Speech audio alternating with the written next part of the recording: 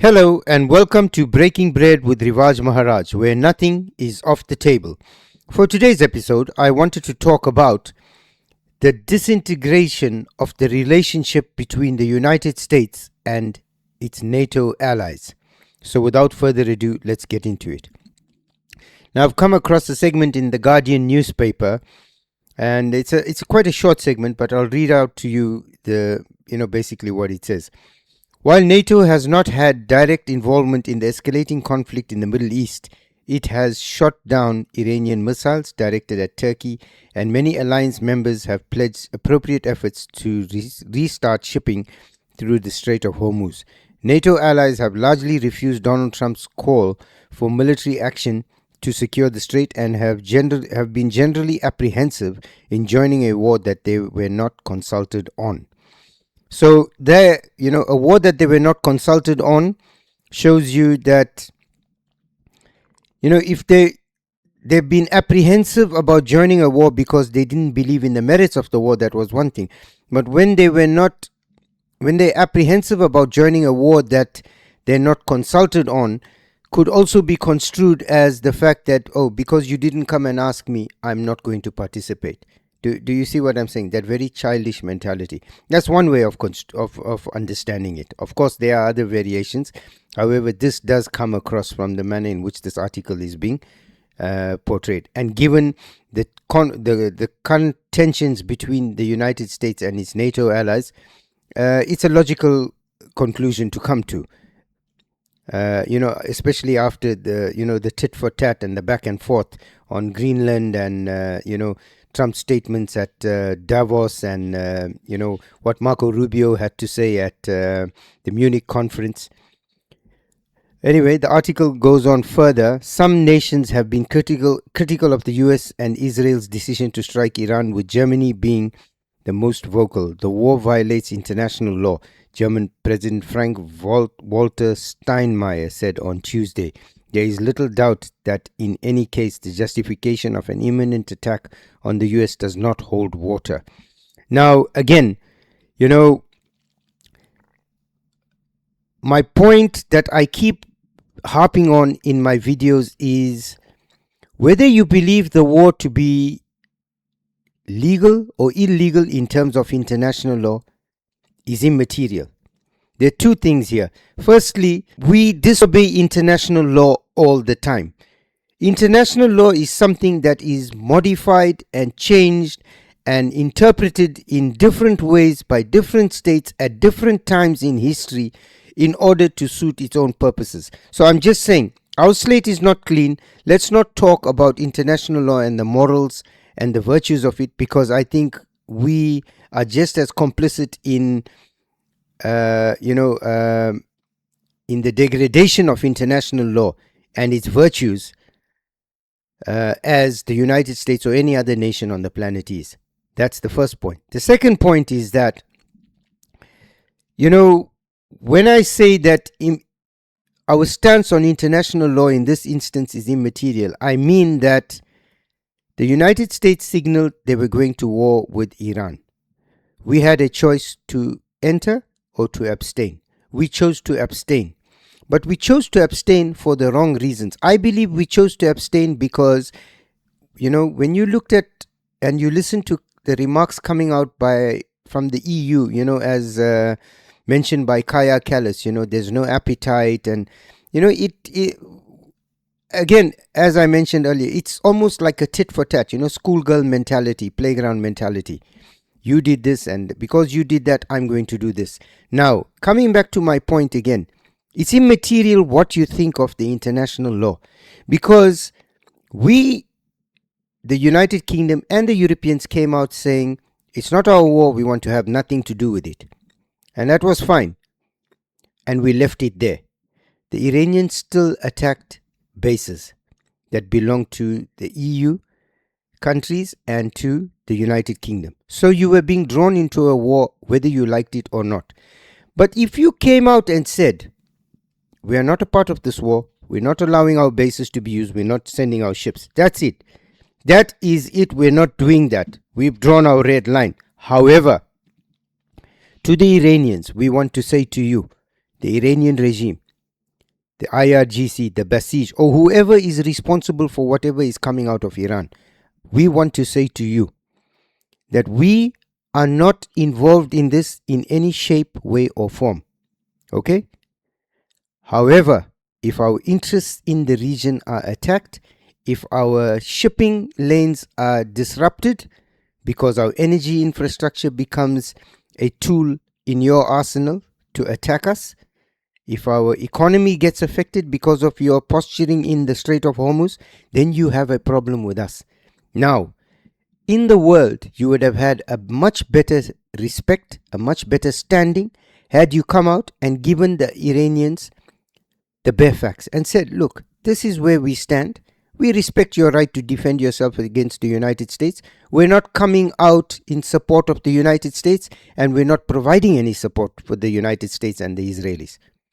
But we tell you again, do not interfere with our economic and our energy requirements. And then, if the Iranians decided to bomb your ships, hit your bases, you had a moral justification to get into this war because your interests were now threatened. Do you see what I'm saying?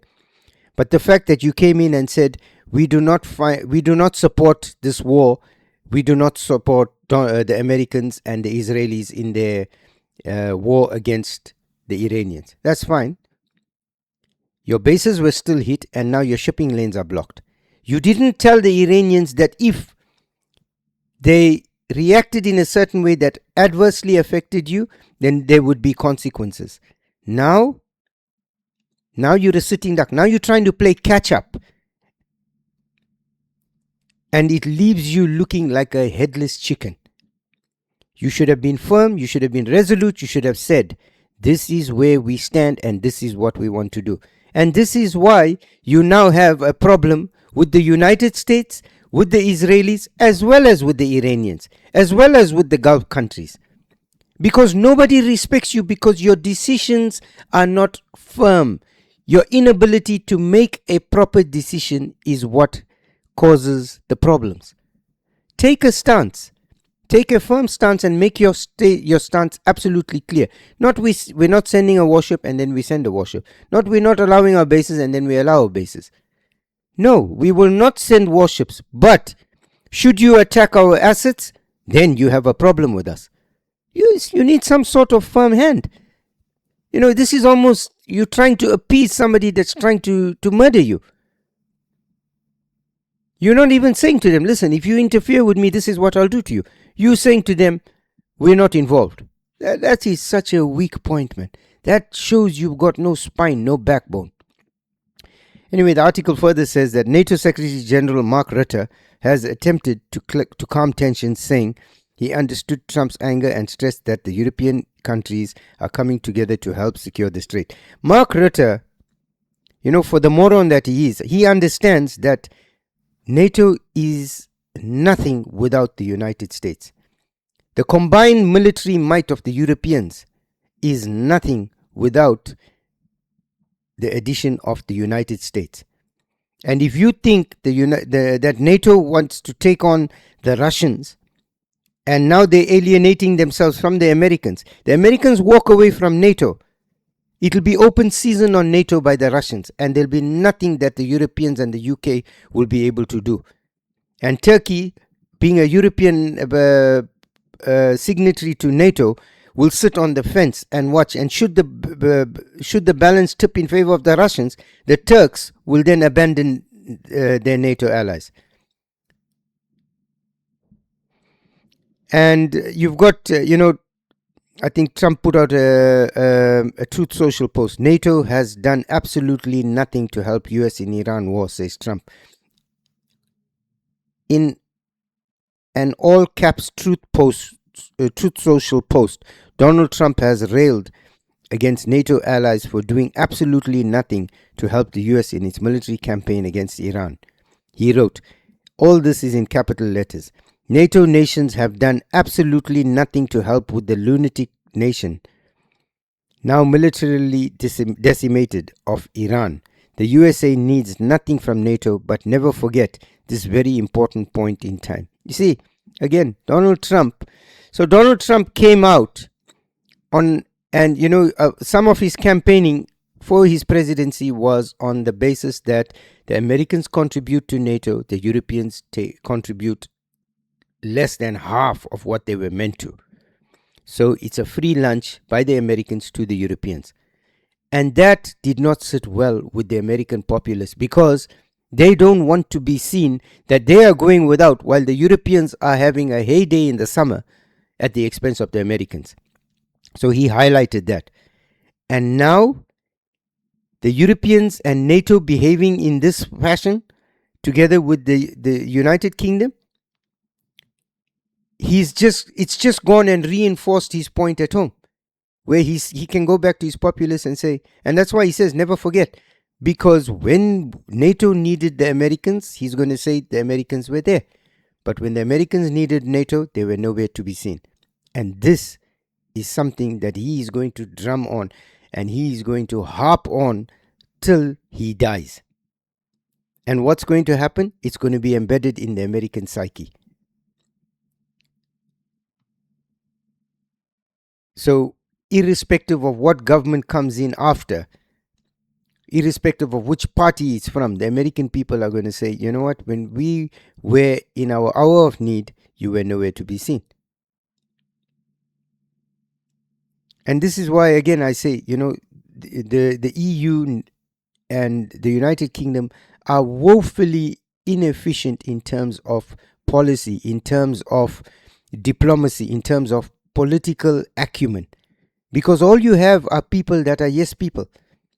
That's all you have. You don't have anybody with a brain power, with the brain power to understand diplomacy, to navigate, geopolitics. You just have people that are absolutely thick, that have been put in there because they're prepared to do whatever it takes to earn a buck. You don't have people that care about their own people. You don't have people with any semblance of intellect. So, this is something that, American politicians are going to harp on for a very long time. And it's only going to lead, give credence to the fact that the United States are going to say at some point, we don't want to be a part of NATO. NATO is too costly for us. So I came across this article. I thought I'll just highlight it because it's something that has, it's been around in the background for quite a while now. Donald Trump, I think since his first term, has been talking about NATO. So I just wanted to highlight that point. I want to thank you for spending time with us. We look forward to seeing you in the next episode. And please remember to like, share, and subscribe, as it helps us with the algorithm and it helps our channel to grow.